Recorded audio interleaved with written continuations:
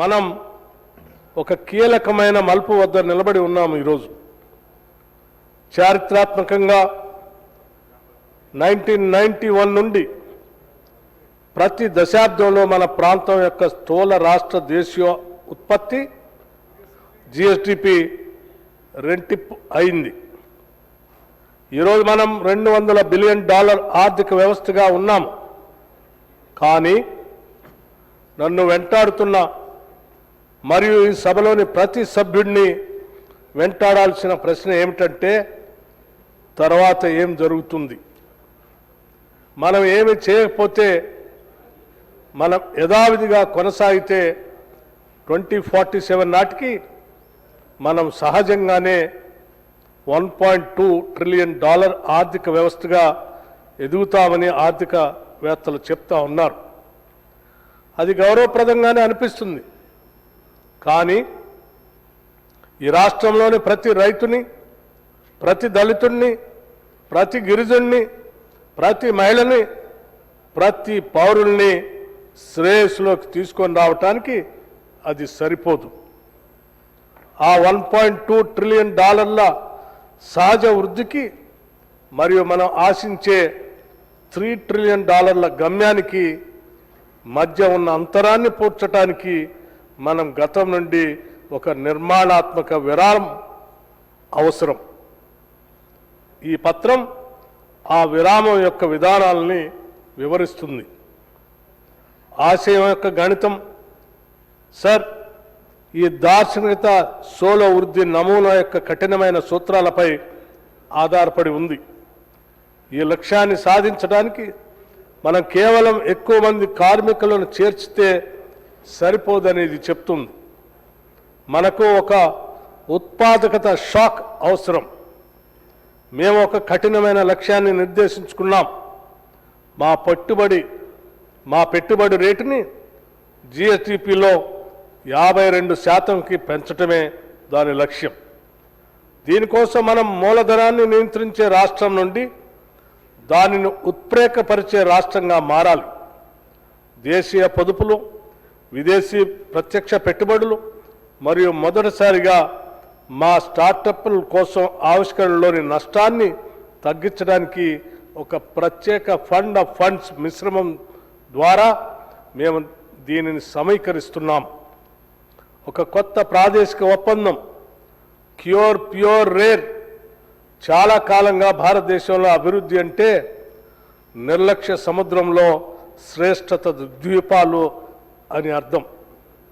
హైదరాబాద్ అభివృద్ధి చెందుతుండగా మారుమూల జిల్లాలు పైనుండి కిందికి వచ్చే ఆర్థిక ప్రయోజనాల కోసం ఎదురుచూడటం మనం చూస్తూ ఉన్నాం. ఈ పత్రం ఆ నమూనాను మార్పు చేస్తుందని చెప్పడానికి సంతోషిస్తూ ఉన్నాను. మేము రాష్ట్రానికి క్రొత్త ప్రాదేశిక భౌగోళిక శాస్త్రాన్ని పరిచయం చేస్తున్నాం.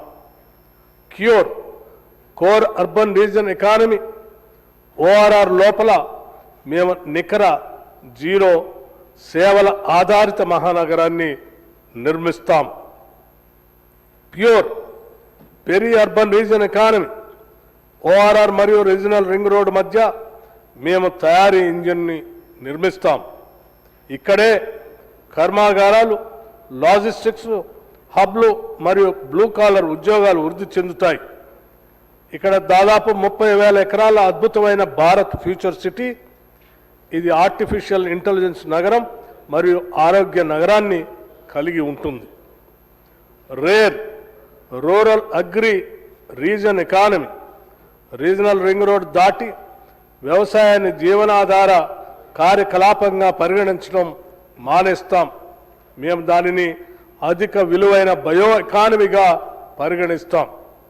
ఆహార ప్రాసెసింగ్ మరియు పర్యాటక రంగంపై దృష్టి సారిస్తాం. మా వాగ్దానం చాలా సులభం.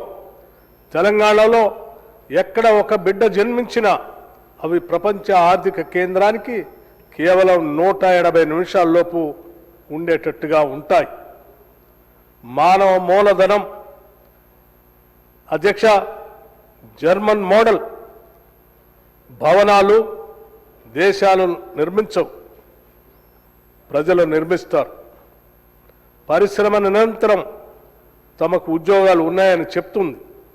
కానీ మన యువతకు ఆ ప్రత్యేక నైపుణ్యాలు లేవు.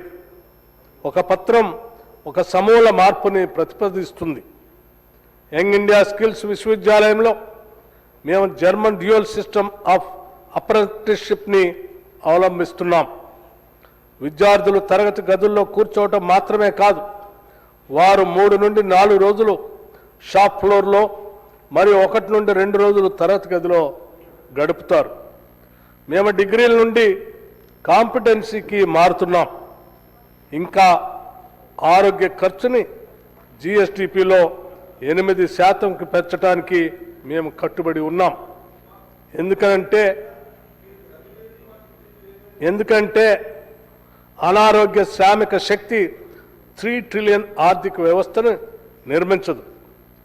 సమ్మిళిత సంపద కోటి మహిళా కోటేశ్వరులు. చివరగా సార్ అధ్యక్ష, ఈక్విటీ లేకుండా వృద్ధి కేవలం ద్రవ్యోల్బణం.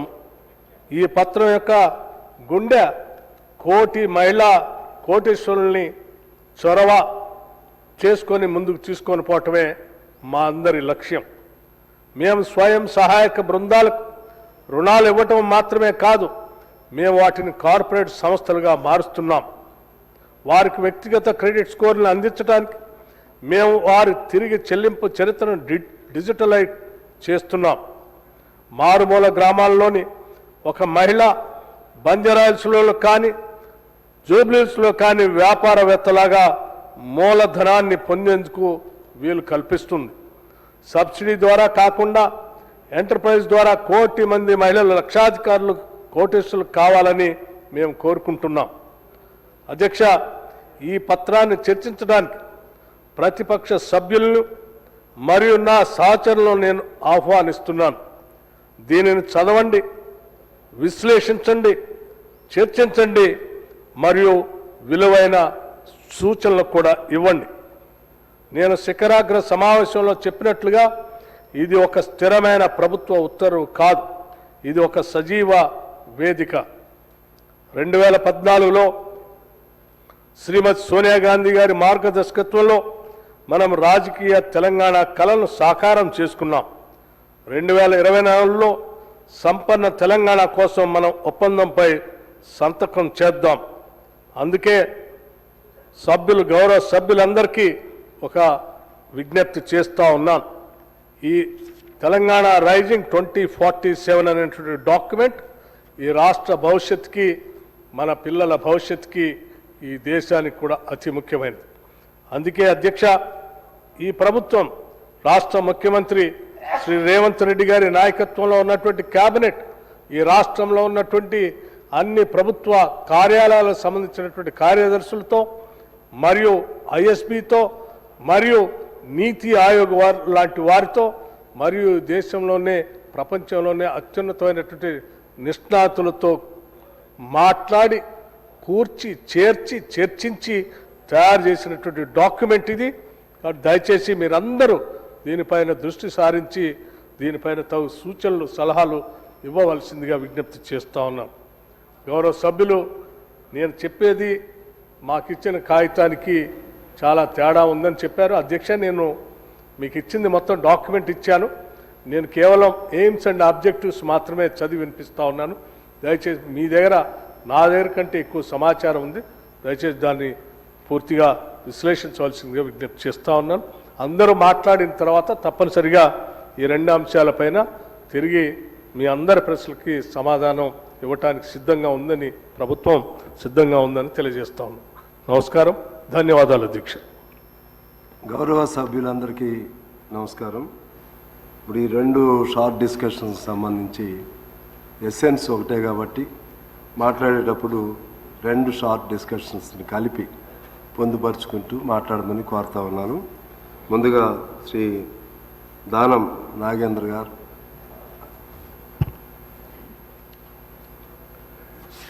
ధన్యవాదాలు అధ్యక్ష. ఈ హిల్ట్ పాలసీ ప్రభుత్వంలో